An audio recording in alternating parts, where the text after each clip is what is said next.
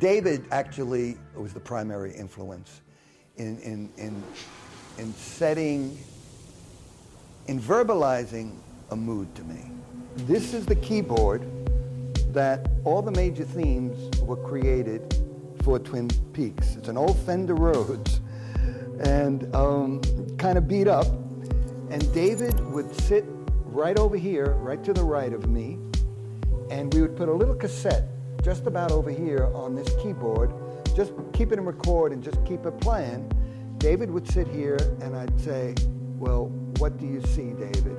What is, just talk to me. And David would say, okay, Angelo, we're in the dark woods now, and there's a soft wind blowing through some sycamore trees, and there's a moon out, and there's some animal sounds in the background, and you can hear the hoot of an owl, and you're in the dark woods.